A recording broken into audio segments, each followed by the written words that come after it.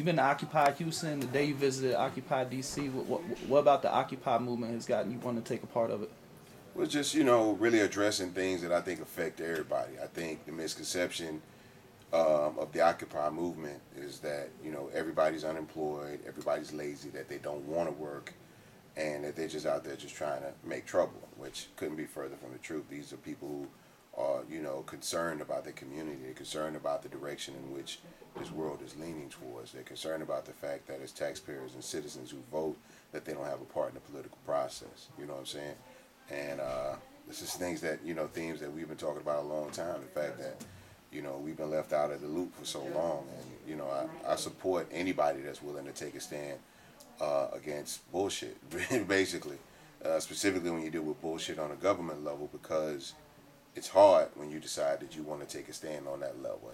Anybody that chooses to do that, needs as much help as they can. So there's a lot of different millionaires and billionaires that's helping out the Tea Party with their movement. So I just figured whatever power I could help to bring to the Occupy movement, I would do that. I don't have the money like the Koch brothers and nothing like that. So I'm just helping them with my voices, so to speak. Right. So yeah.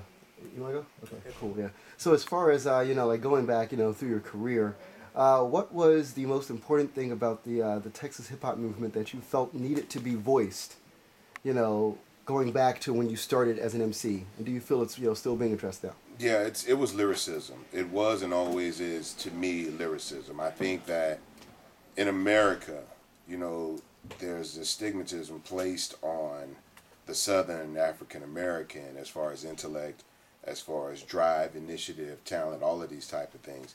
And I work very hard as far as the hip-hop culture is concerned to combat that image. You know what I'm saying? People like to say that we slow, we behind, we don't know a lot of things, and that we'll never catch up. So for me, being a rapper, being a lyricist, I always felt it was necessary to show my lyrical ability at any and all times, because the reality was that most people assumed that I had no lyrical ability. You know what I'm saying? And they assume that from other Southern artists. And it is something that's still going on today. Thank God for people like T.I., thank God for people like Ludacris, people like Killer Mike, you know what I'm saying, who are actually bringing this, not only street knowledge, but life knowledge, you know what I'm saying, as well. Killer Mike, matter of fact, you bring up his name. Killer Mike just dropped his album, The Pledge, a while ago. Do you think you would ever make an album as controversial as that? Like, you talking about The Pledge 2, right? Yeah. Pledge 2. Yeah. I couldn't say I'd probably make an album as controversial as that. I think the majority of his controversy doesn't necessarily come from the album. I think it comes from the record Burn. You know what I'm saying? Now, has UGK made records like that? Absolutely. We got a lot of flack. We were banned by Southern Baptist Leadership Conference in the Dallas area for Pocketful of Stones, for people assuming that we were glorifying drugs. You know what I'm saying? We had issues from local police department in Port Arthur because of the Protect and Serve song that we made. And, and it goes on and on, you know what I'm saying? Because people tend to draw their own conclusions and try to pull their own message out of our music instead of even asking us what our intention was and what our true meaning was. And I think that happens to a lot of people, you know what I'm saying? It's particularly people that tend to speak on street-related issues, you know what I'm saying? Some of the real underlying problems, affecting us in the inner cities in America. Do you think the late great Pimp C's skills as a lyricist are fully appreciated as opposed to a producer or as a figurehead for Southern rap?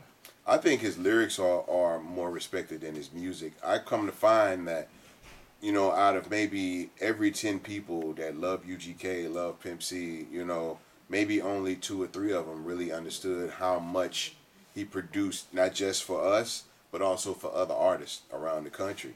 And I think to this day that, his sound, as we go further along in the music, people are going to realize that his sound cannot be duplicated. I mean, we have some people who pay great homage. I think Big Crit, as a producer, is a person who musically pays great homage to the structure that Pimp C tried to set up musically. It's not that Pimp was doing anything different than anybody else. It really was more about the attention that Pimp paid to the music, the respect that Pimp had for the music and the creators of that music as well. And there is room for other artists to come in and show that kind of love. Manny Fresh is that same kind of guy. Little John is the same kind of guy. David Banner, I'm sure, will tell you how much he's learned from Pimp C, you know what I'm saying? And Yeah, I think at the end of the day, it's the, we still have his words. You know what I'm saying? We still have a lot of lyrics. His wife still has, a few more songs lyrically, but it's the beats that we don't got, that we don't Yes, have sir. anymore. And it's not, like I said, the beats were something that weren't just for me. A lot of people, wanted Pimp C Sleepy beats. Brown. Absolutely. Right. So as far as you're very well known for the word trill. Now that you've ascended now to working with Rice University as a guest lecturer, these kind of things. What is the true definition of the word trill now, as opposed to when you started out as an MC? That because of who I, just because of who I am and what I'm doing or where I'm at, it doesn't take any resonance away from the word trill. If anything, it adds more to it. Trill was something that when we were young, it just really meant to how you carried yourself, in the hood, how you carried yourself, with people, how you handle situations. But once you leave the hood and go out into the real world, you shouldn't stop being trill. You should still keep it 100 with people in the real world. And that's what we tried to show people, that just because you left a corner or left a block, that don't mean you leave being trill behind. The character traits that help to make a person be trill are the same kind of character traits that person is going to need to continue to succeed in life. A while ago, I mean, hip hop has its changes from region to region, and people were saying the Dirty South was taking over 10 years ago. It started, and do you think a certain region of the Dirty South was taking over, and now a completely different region of the South is really coming to the forefront? No, I don't think it's particularly a region taking over. I think what happens is that as this digital and electronic age starts to spread further and further across America and gets deeper and deeper, especially into middle America, people are starting to find their voice. People are starting to figure out how to be heard.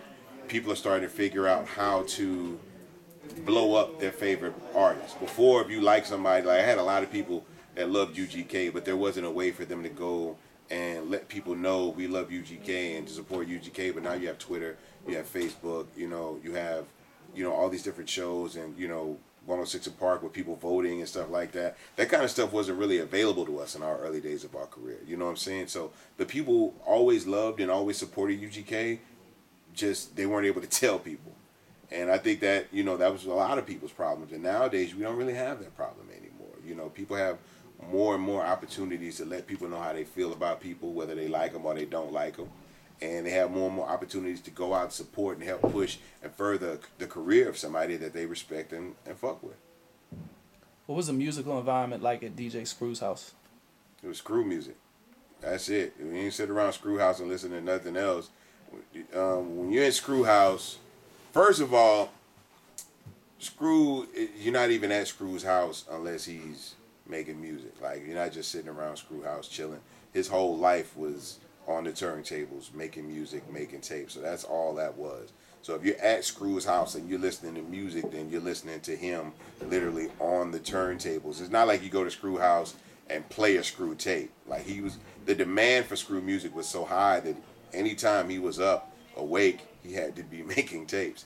And it would be literally, sitting there DJing, doing a tape and then sending that one, to the garage to get it pressed up and get the copies made for it. Because, when that gate opened, man, you had people for hours trying to buy, say there's 30 tapes and I want 3 copies of each tape because my homies all want one, or I'm a guy that, that's the screwhead in town, so I need 100 tapes and I'm gonna go out and and I'm gonna sell 50 of them or whatever, and Screw wasn't tripping.